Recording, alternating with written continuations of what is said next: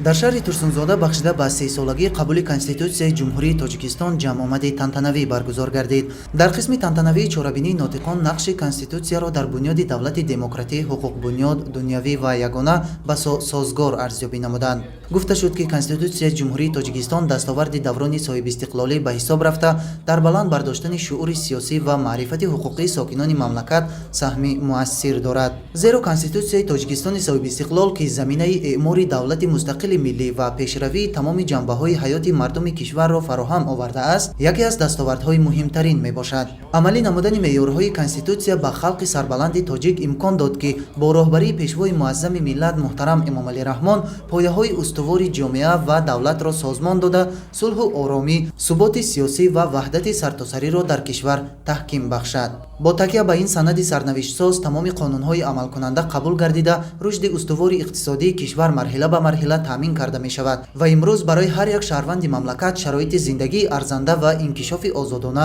муҳайё шудааст. Бо дар назардошти ин аз ҷониби президенти мамлакат муҳтарам Эмомалӣ Раҳмон соли 2024 ҳамчун соли маърифати ҳуқуқӣ эълон карда шуд ки дар доираи он як қатор чорабиниҳои сиёсиву маърифатӣ ва фарҳангӣ баргузор шуда истодаанд. Дар идомаи чорабинӣ бахшида ба ин рӯзи фархунда як қатор фаъолони касбу кори гуногун бо сипоснома ва тӯҳфаҳои таъсиснамудаи мақомоти иҷроияи ҳокимияти давлатии шаҳри Турсунзода қадрдонӣ шуданд. Бояд гуфт ки Конститутсияи Ҷумҳурии Тоҷикистон дар арсаи ҷаҳонӣ яке аз беҳтаринҳо эътироф гардида, ҳамчун таҷриба аз ҷониби коршиносони байналмилалӣ омӯхта мешавад.